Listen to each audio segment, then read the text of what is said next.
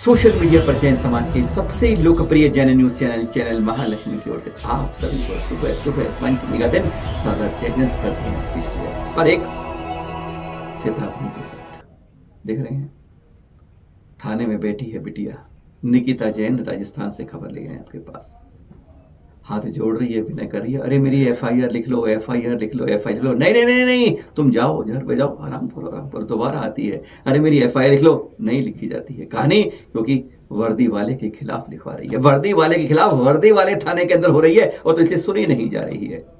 निकिता जैन है, बार बार गिड़गिड़ाती है, रोज की तरह जा रही थी। 4 दिन पहले की खबर है, 9:15 बजे निकल के पहुंचती है, अपनी स्कूटी जाती है। हाँ, हेलमेट नहीं लगाती स्कूटी पे, कहती है क्या जरूरत है लगाने की, पर ध्यान रहे हेलमेट जरूर लगाएं, सुरक्षित चालान से बचाने के लिए नहीं, अपनी जान को सुरक्षित रखने के लिए।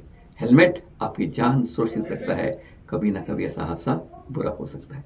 पर हाँ, जा रही थी कि पीछे से एक हवलदार आया, वर्दी वाला था, और उसने धै गाड़ी पे मारा, गाड़ी घुमाई, फिर मारी टक्कर। मैं हैरान क्या हुई, उसने गाड़ी रोकी हुई थी तो वो हवलदार के मुंह से साफ इतनी बदबू आ रही थी कि वो एक स्टार वाला शराब पिए हुए मस्ती में जैसे आ रहा था। 5,000 निकाल, कहती 5,000 किस लिए, हेलमेट नहीं पहना तूने, उसकी शराब की बदबू से आ रही थी, मैं बार बार अपनी नाक उससे कोड़ रही थी। उसने कहा 5,000 का चालान कहाँ होता है जनाब, आप मुझसे सही बात तो करिए। बड़बड़ाता बोला निकाल 4,000, नहीं तो गाड़ी रख इधर। उसने कहा मेरे पास 4,000 नहीं है, मैं गाड़ी इधर रख लेती हूँ। भाई को फोन मिलाया, उसका भाई से कहा भाई ऐसी बात हो गई है। उसने कहा भाई मैं समझाता हूँ, वह समझाने लगा पर बात नहीं सुनी हवलदार ने और उसका हाथ पकड़ लिया। क्या मंशा थी उसकी, समझने, हाथ झिझोड़ा और फिर उसने कहा। इतने में जब देखा कि ऐसे कुछ बात हो रही है तो आसपास के लोग भी इकट्ठे हो गए, उन्हें सबको बताया, सब समझ गए बात में चक्कर है, लगा कुछ बदमाशी है, हवलदार ने शराब पी रखी है, उल्टी सीधी बात कर सकता है। उसे कहा भाई निकल जा हवलदार को, इतने में कहता है, लेकिन वो बड़बड़ाता रहा। लोगों ने समझाया खुद फंस जाएगा, मत कर ऐसी बात। इतने पुलिस की वैन आती है, वह सारी बात बताती है पुलिस को भी, देखो इस पे पकड़ो, इसको टेस्ट करवाओ, शराब पी रखी है इसकी।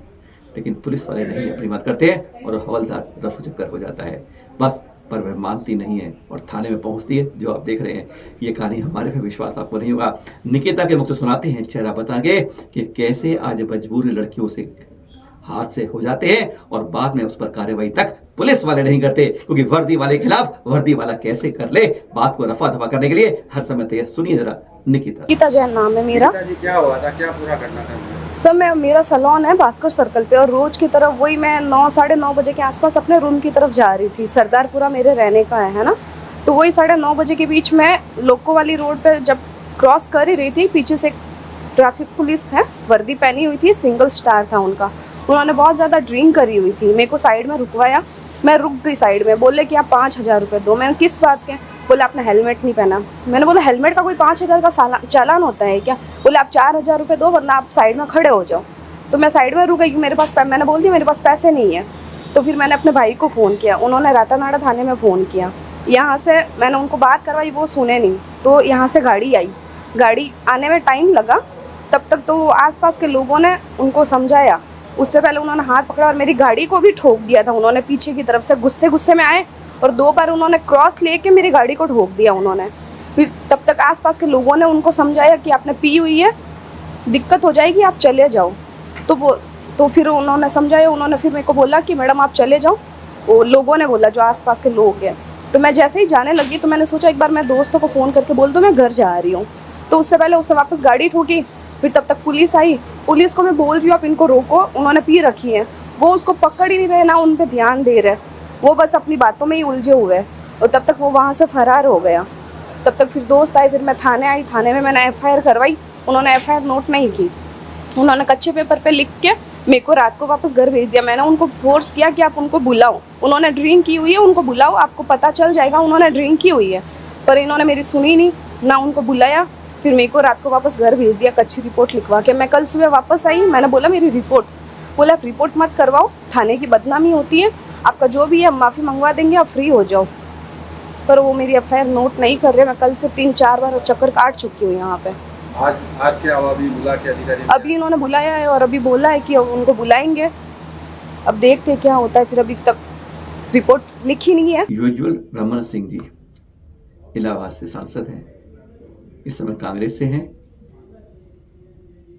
30 क्षेत्र कमेटी के अध्यक्ष जम्बू प्रसाद जी, मेरठ से सुदीप जी, हम सोम कई लोग गए एक ज्ञापन लेकर।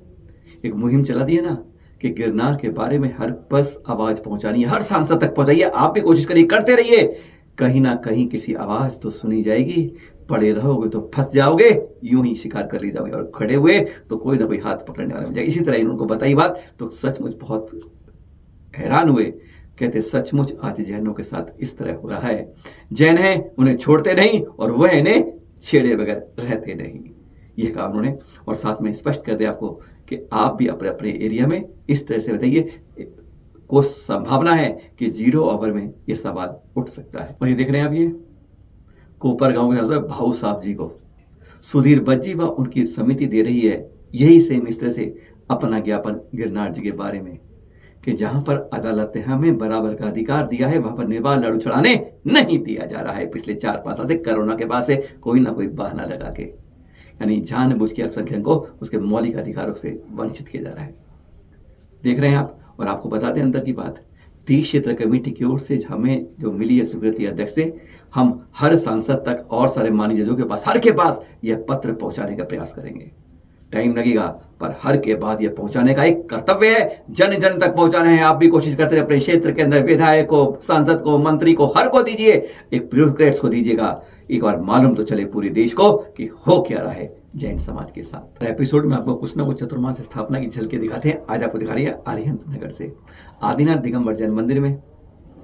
मालूम हुआ यहाँ पर घणाचार्य विराग सागर जी महामुनि राज का यहाँ पर पूरे संघ के साथ चतुर्मास होना था।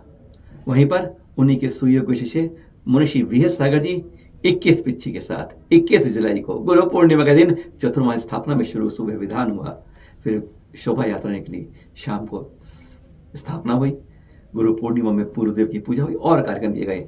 इस तरह से देखने अब ये अरिहंत नगर के आदिनाथ दिगंबर जैन मंदिर 21 जुलाई को 21 पिच्छी के साथ जहां हुई स्थापना मुनिषी विहत सागर जी के नेतृत्व में। और अब दृश्य हैं टोंक जिले के पचेवर ग्राम से, जहां पर गणनी आरिका विष्णुमती माता जी के सुयोग्य शिष्य आरिका विजयमती माता जी का 40वां चतुर्मास स्थापना कार्यक्रम जो संपन्न हुआ। दृश्य दिख रहे हैं यहाँ पर।